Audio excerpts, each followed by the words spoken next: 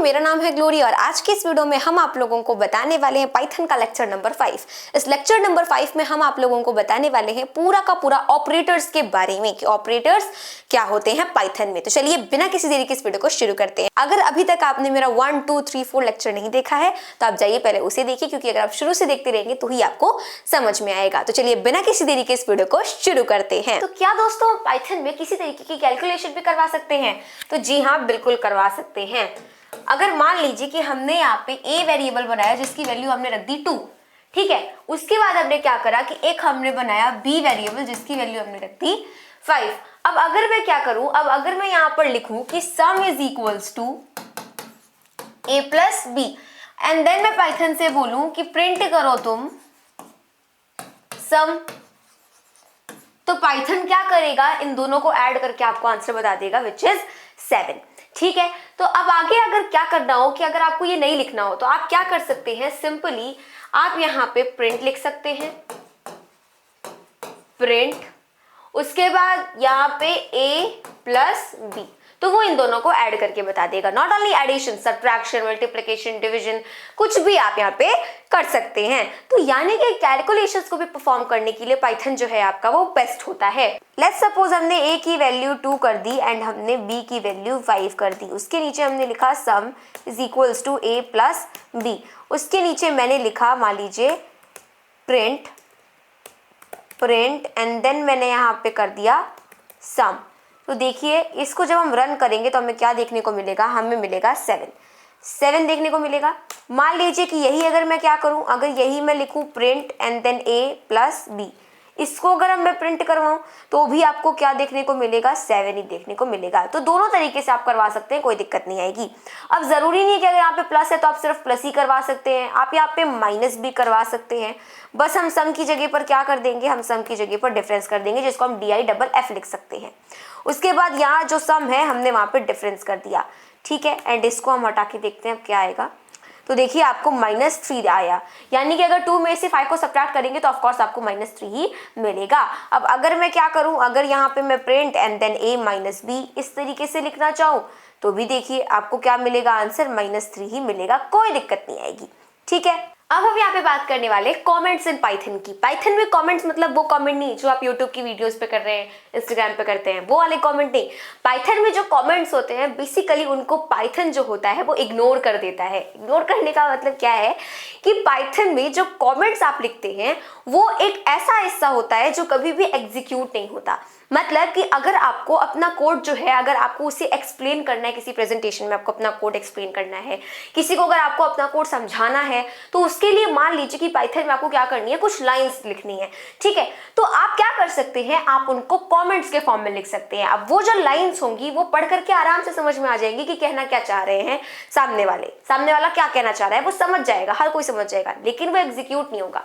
For example अगर हमने क्या करा, अगर हमने हैश लगाया और हैश के बाद हमने लिखा welcome to the world of Python, आप जो चाहे आप वो यहाँ पे लिखवा सकते हैं, ठीक है।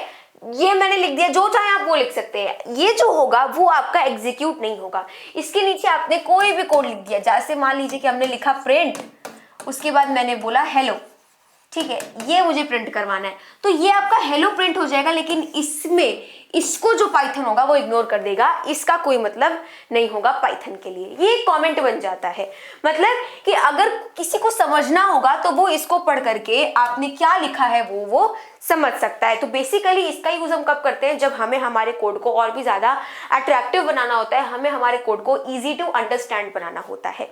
मान लीजिए आपने खूब भर भर के कोड लिख दिए, ठीक है। अब कोई बिगिनर होगा या फिर कोई ऐसा इंसान होगा जिसको कोई नॉलेज नहीं होगी, जिसको कुछ पता ही नहीं होगा, वो कैसे उस कोड को समझेगा, नहीं समझेगा ना। तो आप हैश लगा करके उसके बगल में कुछ भी लिख सकते हैं, ठीक है। उसको आप एक्सप्लेन करके बता सकते हैं, क्योंकि वो तो एग्जीक्यूट होगा नहीं, वो सिर्फ किसके लिए है, वो सिर्फ हमारे लिए है। तो जो कमेंट होते हैं पाइथन में वो दो तरीके से होते हैं। ये है आपका सिंगल लाइन कमेंट, इसको हम सिंगल लाइन कमेंट बोलते हैं, जिसमें अगर आपकी फर्स्ट लाइन है तो फर्स्ट लाइन में हैश अगर आपने लगा करके जो कुछ भी लिख दिया वो आपका कमेंट बन जाएगा। सिंगल लाइन कमेंट में अधिकतर शुरुआत किससे की जाती है? सिंगल लाइन कमेंट में शुरुआत हैश से की जाती है। और दूसरा जो इसका टाइप आता है वो आता है मल्टीपल लाइन कमेंट। कौन सा आता है? Multiple line comment. Multiple line comment में क्या होता है कि जो सिंगल कोट्स होते हैं या तो आप उनको 3 बार लगा लो, ठीक है, यहां आपने लिख दिया, यहां लिख दिया, यहां लिख दिया, मान लीजिए 3 लाइन में लिखा और ये आपने ट्रिपल कोट्स को बंद कर दिया। एक ये भी हो सकता है, ये भी आपका क्या बन जाएगा? ये भी आपका पाइथन में एक कमेंट बन जाएगा। और आपको अगर कोई चीज एक्सप्लेन करनी है, वो मान लीजिए 3 से 4 लाइन की या फिर कितनी भी लाइंस की है, तो आप इसको अगर ऐसे लिखेंगे तो वो एग्जीक्यूट नहीं होगा, भले उसको पढ़ करके कोई और समझ जाएगा। अगर ऐसे ट्रिपल कोट्स लगे हुए सिंगल, तो आप यहाँ पे डबल ट्रिपल कोट्स भी लगा सकते हैं। ये लगा करके आपने लिखा एंड देन आपने इसको क्लोज कर दिया, ठीक है, तो ये आपका एक कमेंट बन जाएगा। फॉर एग्जाम्पल अगर मैं यहाँ पे क्या करूं, अगर मैं यहाँ पे हैश लगा दूं और हैश लगाने के बाद मैं यहाँ पर अपना लिखूंगी कमेंट्स इन पाइथन। अगर मैंने ये लिखा, आप जो चाहें वो लिख सकते हैं। तो देखिए यहां तक आपका पूरा एग्जीक्यूट हो गया। अगर आप यहाँ पे देखेंगे तो ये -3, यहां तक आपका पूरा एग्जीक्यूट हो गया, लेकिन देखिए इसको पाइथन ने इग्नोर कर दिया। इसका कोई मतलब नहीं होगा, ये सिर्फ हमारे लिए होगा। अब जैसे कि आप इसको एज अ हेडिंग यूज कर सकते हैं। अब इसके नीचे आपने क्या करा, इसके नीचे अब आपने हैश नहीं लगाया, अब इसके नीचे आप अपने कोड्स को लिख रहे हैं। तो जो भी इंसान आपका पढ़ेगा, आपके कोड्स को पढ़ेगा, तो वो ये समझ जाएगा अच्छा कमेंट्स इन पाइथन की यहाँ पे बात हो रही है। तो अब हम पढ़ने वाले हैं सबसे ज्यादा इंपॉर्टेंट टॉपिक, जो कि है आपका ऑपरेटर्स। ऑपरेटर्स के मेनली आपके ब्रॉडली 4 टाइप्स होते हैं, जिसमें आपका सबसे पहला आता है अर्थमेटिक ऑपरेटर्स। अब इनमें क्या करना होता है, ऑपरेटर्स क्या होते हैं, जैसे अगर आपके पास है a + b = c, तो ये जो आपके प्लस है और ये जो आपका इक्वल्स टू है, ये क्या है? ऑपरेटर्स हैं। और ये जो आपके मतलब अगर आपके पास a है + b है = c है, तो जो प्लस होगा वो क्या होगा? वो आपका ऑपरेटर होगा। इक्वल्स टू जो होगा वो भी आपका ऑपरेटर होगा। एंड जो ऑपरेट हो रहे हैं वो आपके क्या होंगे? वो आपके ऑपरेंड्स होंगे। ये क्या हो जाएंगे? ऑपरेंड्स हो जाएंगे। और ये दोनों आपके क्या होंगे? ऑपरेटर्स हो जाएंगे। समझ आई? तो ये चीज यहाँ पे कही जा रही है। तो इसमें क्या होते हैं ऑपरेटर्स? बहुत सारे टाइप्स के होते हैं पाइथन में। तो अर्थमेटिक ऑपरेटर्स नाम आपने कई बार सुन रखा होगा। अर्थमेटिक, अर्थमेटिक में क्या आएगा? बस प्लस माइनस मल्टीप्लाई डिवाइड। तो कुछ ऐसे साइंस होते हैं जो हमें पहले से पता होते हैं और कुछ ऐसे साइंस होते हैं कि जब हम नई चीज पढ़ते हैं तो हमें पता चलते हैं। तो सेम वही चीज है।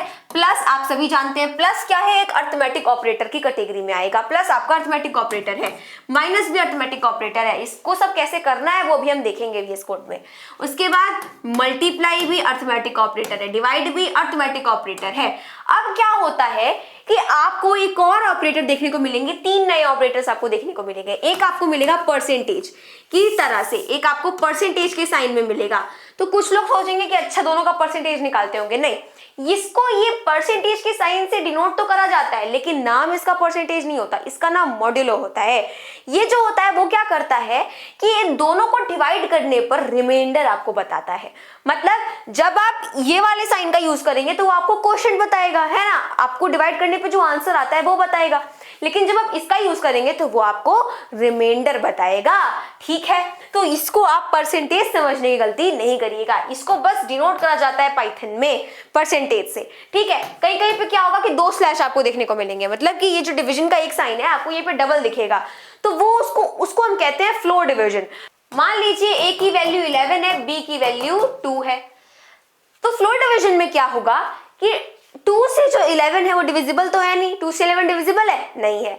क्या डिविजिबल है 2 से? 10 डिविजिबल है, यानी कि 11 से जस्ट एक पीछे वाला नंबर हम लेकर के देखते हैं जो कि आपका 10, और 10 जो होता है वो 2 से डिविजिबल होता है। तो हम क्या कर देंगे, 2 5 10, यानी कि 5 आपका आंसर आ जाएगा। सेम गोज टू अगर a की वैल्यू आपकी 11 है और b की वैल्यू 5 है, तो 5 2 से 10 हो जाएगा, क्योंकि 11 डिविजिबल तो है नहीं, 11 से 1 कम 10 होता है, 10 5 से डिविजिबल है, तो 2 आपका आंसर आ जाएगा। कुछ इस तरीके का काम होता है इस साइन का यूज करके। उसके बाद आपको एक देखने को मिलेगा कि मल्टीप्लिकेशन का ऐसे डबल साइन लगा देते हैं। इसका क्या मतलब है? इसका मतलब ये अगर एक सिंगल लगा है तो आप जानते हैं कि वो मल्टीप्लाई को डिनोट करेगा, डबल लग जाता है तो उसका मतलब ये होता है। गूगल पे कभी भी आपने कोई डाउट सर्च करा है तो ऐसे ही सर्च करते थे, जैसे कि x की पावर 2 तो हम x लिख देते थे, यहाँ पे 2 कर देते थे, क्योंकि ऊपर 2 तो लिख नहीं पाते हैं, कई सारे फोन्स में नहीं लिखा जाता है। ठीक, तो ये आपका हो गया। तो यानी कि ये क्या बताएगा, ये आपका एक्सपोनेंट बताएगा। मतलब कि मैं आपको समझाने के लिए बताई थी कि ये जो होता है सेम यही आपका पाइथन में है। ठीक है, अगर मान लीजिए a की वैल्यू है 20 और b की वैल्यू है 10 और मैंने लिख दिया a and then star star b, तो इसका मतलब क्या होगा कि 20 की पावर है 10, इसका मतलब ये होगा। इसका मतलब क्या होता है, इसका मतलब होता है ये, यानी कि पावर एक्सपोनेंट को बताने वाला। तो आपको नई चीज यहाँ पे क्या सीखने को मिली, एक परसेंटेज साइन वाला, एक ये एंड एक आपके ये। ठीक है, तो सबसे पहले हम हमारा पहला ऑपरेटर देखेंगे जो कि है हमारा अरिथमेटिक ऑपरेटर्स। अब ऑफ कोर्स अगर हमने कॉमेंट सीख लिया है तो हमें उसका फायदा उठाना चाहिए, तो हम यहाँ पे लिखेंगे अरिथमेटिक ऑपरेटर्स। अरिथमेटिक ऑपरेटर्स के लिए क्या क्या होते हैं, देखिए प्लस होता है, माइनस होता है, राइट, उसके बाद मल्टीप्लाई होता है, डिवाइड होता है, एंड देन उसके बाद मॉड्यूल होता है जिसको हम परसेंटेज से डिनोट करते हैं। देन ये आपका फ्लोर डिवीजन का हो गया एंड देन आपकी एक्सपोनेंट्स का हो गया। ठीक है, अब नीचे मान लीजिए कि मैंने एक वेरिएबल बनाया, वेरिएबल 1। ठीक है, इसकी वैल्यू मान लीजिए कि मैंने रख दी 10, उसके नीचे मैंने बनाया वेरिएबल 2, उसकी वैल्यू मान लीजिए मैंने रख दी 20, राइट। उसके नीचे मान लीजिए मैं यहाँ पे लिखूँ print and then variable 1 plus variable 2, right. तो देखिए आपको क्या आउटपुट मिलेगा, यहाँ पे आपको मिलेगा 30, ये रहा ना 30 आपको आपका आउटपुट मिला।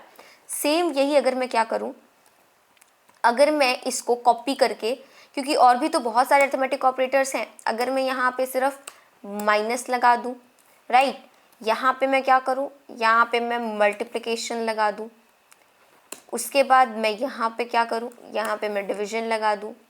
अगर मैं इन सबको करके देखूँ तो देखिए आपको क्या मिल रहा है।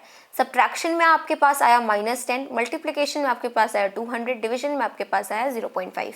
ऑलराइट, उसके नीचे मान लीजिए कि मैंने यहाँ पे प्रिंट करा एंड देन वेरिएबल 1 वेरिएबल 2। देखिए आपको आंसर क्या मिलेगा, आंसर मिलेगा आपको 0। क्या मिलेगा, 0 मिलेगा। ठीक है, सेम उसी तरीके से अगर मेरे पास print and then variable 1 and यहाँ पे मैंने वेरिएबल 2 कर दिया, तो इसका मतलब हम यहाँ पे जब इसको रन करेंगे तो देखिए हमें आंसर क्या मिलेगा, 10, हमें ये आंसर मिलेगा। यानी कि यहाँ पे क्या हो रहा है, 1 के आगे अगर मैं देखूँ तो 1 2 3 4 5 6 7 8 9 10 11 12 13 14 15 16 17 18 19 20। 1 के आगे 20 जीरोस लगे हुए हैं, विच मीन्स कि 10 की पावर क्या करी गई है, यहाँ पे 20 करी गई है। अच्छा, यहाँ पे जब मैंने प्लस करा तो हमने क्या कैलकुलेट किया, सम कैलकुलेट किया। यहाँ पे क्या कैलकुलेट किया, हमने डिफरेंस को कैलकुलेट करा। यहाँ पे हमने क्या कैलकुलेट करा, यहाँ पे हमने अपने प्रोडक्ट को यहाँ पे निकाला। यहाँ पे हमने क्या करा, यहाँ पे हमने फ्लोर डिवीजन किया, फ्लोर डिवीजन। यहाँ पे हमने क्या करा, यहाँ पे हमने अपना एक्सपोनेंशियल निकाला, एक्सपोनेंट्स हमने यहाँ पे निकाले हैं। उसके नीचे मान लीजिए अगर मैं यहाँ पे प्रिंट लिखती हूँ एंड यहाँ पे मैंने वेरिएबल 1 करा एंड हम यहाँ पे मॉड्यूल का साइन लगाएं जिसको हम परसेंटेज से डिनोट करते हैं एंड देन वेरिएबल 2 कर दें, तो आपको यहाँ पे क्या कैलकुलेट करना है, रिमाइंडर, आई मीन पाइथन को करना है। तो जब हम इसको रन करेंगे तो देखिए आपका यहाँ पे आएगा 10। ऑफ कोर्स अगर आप क्या करते हैं, अगर आप 20 से 10 को डिवाइड करेंगे तो आपको रिमाइंडर मिलेगा ही मिलेगा। ठीक है, नेक्स्ट जो हम पढ़ने वाले हैं वो है हमारा रिलेशनल ऑपरेटर्स या फिर कंपैरिजन ऑपरेटर्स। ये सेकंड टाइप है ऑपरेटर्स का पाइथन में। तो ये क्या होते हैं, देखिए नाम से पता चल रहा है कंपैरिजन ऑपरेटर्स, मतलब इनमें क्या करा जाता होगा, कंपैरिजन करा जाता होगा। जैसे आपने मैथ्स में पढ़ रखा होगा इनइक्वालिटीज में, मान लीजिए 2 जो है वो या तो छोटा है 10 से या तो 10 के बराबर है, ये मैंने लिखा। अब इसमें क्या है कि 2 आपका सही बात है 10 से छोटा है, 10 के बराबर तो नहीं है लेकिन वो 10 से छोटा है। देखिए इसमें हमेशा बूलियन वैल्यूज आती हैं, यानी कि ट्रू आता है या तो आपका फॉल्स आता है। बूलियन वैल्यूज मैंने आपको लेक्चर नंबर 4 में बताया है। मतलब या तो ट्रू आएगा या तो फॉल्स आएगा, बूलियन वैल्यूज ही आती हैं। वो इस कंडीशन को चेक करेगा, अगर ये कंडीशन सही होती है तो आपको ट्रू आंसर देगा, और अगर कंडीशन गलत होती है तो आपको वो फॉल्स आंसर देगा। क्या ये कंडीशन सही है? बिल्कुल। 2 जो है वो 10 से छोटा है, बराबर नहीं है तो क्या हुआ, छोटा तो है, तो ये कंडीशन आपकी ट्रू है, तो ये आपका ट्रू हो गया। अगर मैं वही इस तरीके से लिख दूं तो 2 जो है ना तो वो 10 से बड़ा है ना तो वो 10 के बराबर है, तो इस केस में आपको आंसर क्या मिलेगा? फॉल्स आपको आंसर मिलेगा। अब कुछ यहाँ पे जो आपके रिलेशनल ऑपरेटर्स होते हैं वो क्या होते हैं? आपके रिलेशनल ऑपरेटर्स में आता है equals to equals to. Equals to equals to मतलब क्या हुआ कि जैसे मान लीजिए कि मैं यहाँ पे बोलूं 10 एंड देन इक्वल्स टू लगा के बोलूं 10, तो क्या ये कंडीशन सही है? बिल्कुल, क्योंकि 10 जो है वो 10 के बराबर है, 10 के इक्वल है। वही अगर मैं यहाँ पे क्या कर दूं, अगर वही मैं यहाँ पे 100 कर दूं, तब क्या ये कंडीशन सही है? गलत है। ठीक, तो पहला आपका ये होता है। दूसरा आपका क्या होता है? Not equals to. मान लीजिए मैंने 10 इज नॉट इक्वल्स टू 100 लिखा, मैथ्स में तो ऐसे ही लिखते हैं नॉट इक्वल्स टू, लेकिन भाई पाइथन में कहां से लिखेंगे हम ये इक्वल्स टू के ऊपर कट वाला, तो उसके लिए क्या करा जाता है, इसके ऊपर एक्सक्लेमेशन मार्क लगा दिया जाता है जो कि नॉट इक्वल्स टू को रिप्रेजेंट करता है। ठीक है, तो अगर मैंने इस तरीके से लिखा तो क्या ये कंडीशन सही है? बिल्कुल सही है। 10 और 100 बराबर नहीं है। अगर मैं वही यहां पे भी कर दूं तो क्या ये कंडीशन सही है? गलत है, क्योंकि 100 और 100 बराबर हैं आपके, यहां तो लिखा है बराबर नहीं है, तो ये कंडीशन गलत हो जाएगी। समझ आई? तो ये आपका नॉट इक्वल्स टू होता है। ऐसे ही आपका लेस देन इक्वल्स टू हो सकता है, ग्रेटर देन इक्वल्स टू हो सकता है, या फिर आपका लेस देन और ग्रेटर देन हो सकता है, ये भी हो सकता है। अगर मैं बोलूं 2 is less then 10, condition is true. अगर मैं बोलूं 10 इज ग्रेटर देन 2, तो भी कंडीशन इज ट्रू। अगर मैं बोलूं 2 is greater than 10, condition is false. अगर मैं बोलूं 10 is less than 2, condition is false. तो I hope this is clear to you. Next जो हमारा आता है वो आता है हमारा रिलेशनल, या फिर हम उनको कंपैरिजन ऑपरेटर्स भी कहते हैं। ठीक है, इनमें क्या होता है, इनमें या तो आपके पास इक्वल्स टू होगा, या तो आपके पास नॉट इक्वल्स टू होगा, या तो आपके पास ग्रेटर देन होगा, या तो आपके पास लेस देन होगा, या तो आपके पास ग्रेटर देन इक्वल्स टू होगा, या तो आपके पास लेस देन इक्वल्स टू होगा। अब लेट्स सपोज मैं यहाँ पे क्या करूँ कि मैंने यहाँ पे लिखा कि चलो भाई अब तुम प्रिंट करो। यहाँ पे मैंने लिखा प्रिंट, क्योंकि मैंने यहाँ पे जो वेरिएबल बनाया ना इन्हीं दोनों पे करके हम करने वाले हैं, इसी पे करेंगे। तो मैंने यहाँ पे प्रिंट करा एंड देन मैंने यहाँ पे लिखा variable 1 is equals to variable 2। तो क्या ये जो कंडीशन है वो सही है? अगर मैं यहाँ पे देखूँ तो वेरिएबल 1 और वेरिएबल 2 इक्वल नहीं है। 10 और 20 आपको कहीं से इक्वल लगते हैं? नहीं। तो यानी कि यहाँ पे आपको आंसर क्या मिलेगा? फॉल्स। देखिए आपको आपका आंसर मिला फॉल्स।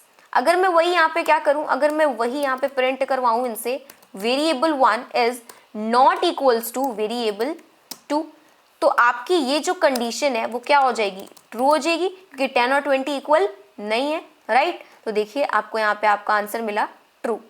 अगर मैं वही यहाँ पे लिखूँ प्रिंट एंड देन उसके बाद वेरिएबल 1 एंड उसके बाद मैं यहाँ पे लिख दूँ ग्रेटर देन वेरिएबल 2, तो आपको क्या आंसर मिलेगा? देखिए वेरिएबल 1 है आपका 10, वेरिएबल 2 है आपका 20, तो 10 जो है वो 20 से बड़ा नहीं है, it means you will get false. आइए रन करके देखें। हाँ, आपको क्या मिला? फॉल्स। नेक्स्ट अगर मैं यहाँ पे प्रिंट करवाऊँ variable 1 is less than variable 2, तो यहाँ पे आपको क्या मिलेगा? ट्रू मिलेगा। देखिए आपको क्या मिला? ट्रू मिला। तो समझ आ रही है आपको कि हम कैसे रिलेशनल ऑपरेटर्स या फिर कंपैरिजन ऑपरेटर्स का यूज करते हैं पाइथन में। अच्छा, अब उसके नीचे मैंने मान लीजिए प्रिंट लिखा देन वेरिएबल 1, उसके बाद मैंने ग्रेटर देन इक्वल्स टू कर दिया वेरिएबल 2, राइट। अब इसमें आपको क्या आंसर मिलेगा? वेरिएबल 1 आपका 10 है, वेरिएबल 2 आपका 20 है। वेरिएबल 1 जो है आपका कंडीशन क्या रखी गई है कि 1 या तो बड़ा होगा 2 से, राइट। वेरिएबल 1 या तो वेरिएबल 2 से बड़ा होगा या तो वेरिएबल 1 वेरिएबल 2 के बराबर होगा, लेकिन दोनों कंडीशन में से कोई कंडीशन सही नहीं है। ना तो वेरिएबल 1 वेरिएबल 2 से बड़ा है, ना ही वो बराबर है, it means you will get false. देखिए क्या मिलेगा आपको? False, right. अब वही अगर मैं क्या करूं, अगर मैं वही यहाँ पे लिखूं print and then variable 1 is less than or equals to variable 2, then यहाँ पे आपको मिलेगा अब ट्रू, क्योंकि वेरिएबल 1 और वेरिएबल 2 इक्वल नहीं है, तो क्या हुआ? वेरिएबल 1 जो है वो वेरिएबल 2 से छोटा है, तो आपको ट्रू मिलेगा। देखिए यहाँ पे आपको क्या मिला? ट्रू मिला। अंडरस्टूड। तो इस तरीके से रिलेशनल ऑपरेटर्स का यूज करा जाता है। थर्ड टाइप का जो हमारा ऑपरेटर है जिसके बारे में हम बात करने वाले हैं वो है हमारा असाइनमेंट ऑपरेटर। असाइनमेंट ऑपरेटर में क्या होता है कि जैसे मान लीजिए कि मैंने यहाँ पे बोला माई नेम। अब माई नेम में अगर मैंने लिखा RN ग्लोरी, ठीक है, ये मैंने लिख दिया। ओके, तो अब इसमें ये जो इक्वल्स टू है इसी को हम बोलते हैं असाइनमेंट ऑपरेटर, ठीक है। यानी कि माई नेम की जो वैल्यू है वो क्या है, RN ग्लोरी है। मतलब इस इक्वल्स टू ने क्या करा कि माई नेम की एक वैल्यू असाइन कर दी जो कि है RN ग्लोरी, ठीक है। तो आई होप आपको ये समझ में आया। अब जैसे मान लीजिए जरूरी नहीं है यही है, अगर आपके पास क्या है, अगर आपके पास है माई रोल नंबर, अगर ये आपके पास एक वेरिएबल का नाम है, मान लीजिए आपने वहां पे लिख दिया 74, ठीक है, तो आपका क्या हो जाएगा, ये जो इक्वल्स टू है आपका वो क्या कर रहा है, माई रोल नंबर जो वेरिएबल है इसकी 74 वैल्यू असाइन कर रहा है। मान लीजिए हमने एक वेरिएबल बनाया ए की वैल्यू है 5 और एक वेरिएबल बनाया बी की वैल्यू है 10। अब क्या हो रहा है कि अगर मैं क्या करूं कि अगर मैं यहाँ पे लिख दूं a plus equals to b, अगर मैं कुछ ऐसा करूं तो आपको पता है इसका मतलब क्या होगा, इसका मतलब ये होगा कि यहाँ पे प्लस आया देन इक्वल्स टू बी है। इसका मतलब पहले आपको इन दोनों को ऐड करना है, यानी कि पाइथन पहले इन दोनों को ऐड करेगा जो कि आएगा 15 आया, एंड उसके बाद ये जो 15 होगा, अब यहाँ पे ऐड लगा हुआ है तो 15 जो होगा वो क्या करेगा, जो लेफ्ट हैंड साइड वाली वैल्यू होगी जो कि है आपका ए की वैल्यू क्या है 5, तो इस 15 में 5 को ऐड कर देगा जो कि है 20। फिर से समझिए, मान लीजिए x की वैल्यू है आपकी 5 और y की वैल्यू है आपकी 20, और अगर मैं लिखूं x plus equals to y तो क्या होगा, पहले x और y ऐड होगा, तो x और y को ऐड करने पे आया 25 में ये x ऐड होगा, यानी कि जो लेफ्ट हैंड साइड वाला होता है, यानी कि ऑपरेंड जो है आपका, ये आपके क्या है, ऑपरेंड्स हैं, यानी कि जो प्लस मल्टीप्लाई यानी कि बीच में जितने भी सिंबल साइंस लगे होते हैं उनको हम ऑपरेंड्स बोलते हैं, जितने भी साइंस होते हैं, तो ये ऑपरेंड्स हैं आपके। तो ऑपरेंड्स के लेफ्ट वाला जो होगा जो कि है x की जो वैल्यू है 5 वो इसमें ऐड हो जाएगी। पहले इन दोनों को ऐड करो, फिर लेफ्ट साइड में क्या करो कि जो भी वैल्यू है उसको फिर से ऐड करो, तो यहाँ पे आपका आया 30। सेम गोज टू सबट्रैक्शन, अगर मैं यहाँ पे क्या करूं, अगर मैं यहाँ पे माइनस लगा दूं तब क्या होगा, तब आपका x में से यानी कि 5 में से 5 में से 20 को माइनस करा जाएगा तो आपको -15 मिलेगा। इसमें से फिर से 5 को माइनस करा जाएगा तो आपको -20 अपना आउटपुट मिलेगा। तो एक आपका क्या हो गया असाइनमेंट ऑपरेटर, एक आपका हो गया plus and then equals to, एक माइनस इक्वल्स टू, एक मल्टीप्लाई के साथ इक्वल्स टू, एक डिवाइड के साथ इक्वल्स टू, एक फ्लोर डिवीजन के साथ, एंड दूसरा एक आपकी जो एक्सपोनेंशियल पावर होती है, ठीक है, उसके साथ इक्वल्स टू, और एक आपका क्या आ जाएगा इस तरीके से, ठीक है, जिसको हम क्या बोलते हैं, मॉड्यूलो बोलते हैं। मान लीजिए कि ए की वैल्यू 5 है, इसमें ए की वैल्यू 5 है, बी की वैल्यू 10 है, अगर आप 5 से 10 को डिवाइड करेंगे तो आपको रिमाइंडर 0 मिलेगा ना। अब उसमें आपको 5 को ऐड करना पड़ेगा, यानी कि जो लेफ्ट हैंड साइड वाला है, तो आपका क्या आ जाएगा, 5 आ जाएगा आउटपुट किसकी, असाइनमेंट ऑपरेटर्स की। असाइनमेंट ऑपरेटर्स में क्या होता है, असाइनमेंट ऑपरेटर्स में आपके पास इस तरीके से आ सकता है, माइनस इक्वल्स टू आ सकता है, डिवाइड इक्वल्स टू आ सकता है, मल्टीप्लाई इक्वल्स टू आ सकता है, इस तरीके से देन इक्वल्स टू आ सकता है, ये आपके पास इक्वल्स टू आ सकता है, मतलब इक्वल्स टू आपको इसमें लगाना ही लगाना है, मॉड्यूल इक्वल्स टू आ सकता है, उसके बाद ये आपके इक्वल्स टू आ सकता है, ठीक है। मान लीजिए मैंने IMP नाम से एक वेरिएबल बनाया, यानी कि इम्पॉर्टेंट इस नाम से मैंने एक वेरिएबल बनाया, मेरा जो मन कर रहा है मैं वो बना सकती हूँ, तो मैंने इसकी वैल्यू रख दी 100, उसके नीचे मैंने यहाँ पे लिखा IMP then plus equals to 10, मतलब कि अब जो भी आंसर आएगा उसमें क्या होगा कि आंसर जो आएगा वो 100 में 10 ऐड होकर के आएगा। समझ आया आपको? तो अगर मैं यहाँ पे लिखूँ प्रिंट एंड देन मैं यहाँ पे लिखूँ IMP, तो देखिए आपको क्या आएगा, आपको यहाँ पे देखने को मिलेगा 110। क्या देखने को मिला, 110 देखने को मिला। अगर वही मैं क्या करूँ, अगर मैं ऐसे नहीं लिखूँ, अगर मैं यहाँ पे प्रिंट करूँ एंड देन मैं यहाँ पे लिखूँ IMP देन कोलन, मतलब हमें थोड़ा ढंग से इसको बनाना है, एंड मैं यहाँ पे इसको क्लोज कर दूँ डबल कोट्स में, डबल कोट्स में मैंने इसको क्या करा, क्लोज कर दिया। तो यानी कि IMP एंड देन यहाँ पे मैंने इस तरीके से लगा दिया है। अब इसको आगे मैं कॉमा लगा करके लिख दूं IMP, तो इसमें आपको पता है क्या प्रिंट होगा, क्योंकि मैंने इसको कोट के अंदर लिख दिया, तो इतना तो मैंने आपको बताया है, कोट के अंदर आप जो भी लिख दो वही का वही प्रिंट हो जाएगा। तो ये आपका same to same as it is print हो जाएगा एंड उसके आगे आपका आ जाएगा 110। एक बार रन करके देखते हैं, तो देखिए आपका क्या आया इस तरीके से, IMP कोलन एंड देन यहाँ पे आपका क्या आया, 110 आया। ठीक है, तो आप इस तरीके से भी रन करा सकते हैं। मान लीजिए मैंने क्या करा, मैंने एक और वेरिएबल बनाया, मान लीजिए कि वेरिएबल 4, इसकी वैल्यू मान लीजिए कि मैंने रखी 20 एंड यहाँ पे मैंने वेरिएबल 4 माइनस इक्वल्स टू क्या करा, मैंने 100 कर दिया। अब यहाँ आपको पता है क्या मिलेगा, देखते हैं, प्रिंट एंड देन मैं यहाँ पे लगा दूंगी इसको डबल कोट्स को and then variable 4 and then उसके बाद कोलन लगा दिया, उसके बाद कॉमा करके यहाँ पे वेरिएबल 4 लिख दिया। अब इसको जब हम करेंगे तो देखिए आपको क्या मिलेगा, -80 मिलेगा आपका आंसर। ऑफ कोर्स 20 में से क्या माइनस होगा, 100 माइनस होगा, सो यू विल गेट -80। अगर वही मेरे पास वेरिएबल 3 है जिसकी वैल्यू अगर मैं कर दूं 78 एंड यहाँ पे नीचे मेरे पास variable 3 and multiply equals to मैं कर दूं 32 एंड देन मैं प्रिंट करवाऊं वेरिएबल 3, तो देखिए आपका क्या प्रिंट होगा, 2496 प्रिंट होगा। मतलब 78 और 32 को क्या कर दिया, मल्टीप्लाई कर दिया। अगर मैं वही यहाँ पे क्या करूँ, वेरिएबल 5 है उसकी वैल्यू अगर मैं क्या कर दूँ 44 कर दूँ एंड नीचे मेरे पास variable 5 divide equals to and then मैं 11 कर दूँ, तो आपको पता है क्या मिलेगा, 4 मिलेगा। तो मैं यहाँ पे लिखूँगी वेरिएबल 5, देखिए आपको क्या मिला 4.0 विच मीन्स 4। ठीक है, अगर वही मैं क्या करूं, अगर वही मैं यहाँ पे मान लीजिए कि मैं डबल कर देती हूँ इसको एंड देन मैं प्रिंट करवाती हूँ, तो देखिए आपको मिलेगा 4, 11 4 ज़ा 44। वही अगर मैं क्या करूँ, अगर मैं यहाँ पर इस तरीके से लगा देती हूँ, तो ये क्या हो गया, ये जो 44 है इसकी पावर 11 हो गई। तो आपको क्या मिलेगा आंसर, एक बार रन करके देखते हैं, देखिए ये मिला आपको आंसर, यही आएगा आपका आंसर। अगर आप 44 की पावर क्या कर देते हैं, 11 कर देते हैं, तो आपको यही आंसर मिलेगा। तो इस तरीके से आई होप आपको समझ में आया कि असाइनमेंट ऑपरेटर्स का हम यूज कैसे करने वाले हैं। नेक्स्ट आपका आता है लॉजिकल ऑपरेटर्स। लॉजिकल ऑपरेटर्स में भी आपको बूलियन वैल्यूज ही हमेशा आउटपुट में मिलती हैं। मतलब या तो आपको ट्रू मिलता है या तो आपको फॉल्स मिलता है, या तो आपको ट्रू मिलेगा या तो फॉल्स मिलेगा, बूलियन वैल्यूज ही हमेशा मिलती हैं। होता क्या है, लॉजिकल ऑपरेटर सिर्फ 3 होते हैं।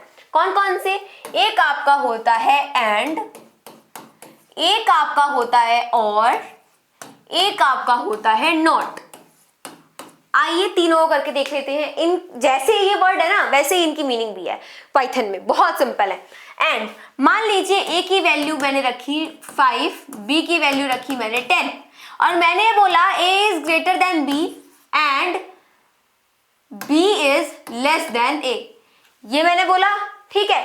ये वाला एंड नहीं, ये वाला एंड, एंड ये एंड, ठीक है, मैं इसी एंड की बात कर रही हूं, ये वाला end. A is greater than B, B is less than A. अच्छा मुझे बताइए कि क्या जो ए है वो बी से बड़ा है, 5 10 से बड़ा है? नहीं। बी जो है वो ए से छोटा है? नहीं। 10 क्या आपका 5 से छोटा है? नहीं। तो आपको इसमें आउटपुट क्या मिलेगा, आउटपुट फॉल्स मिलेगा।